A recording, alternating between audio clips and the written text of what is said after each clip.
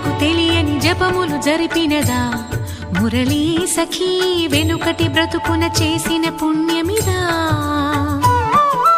తనువును నిలువున తొలిచిన గాయములే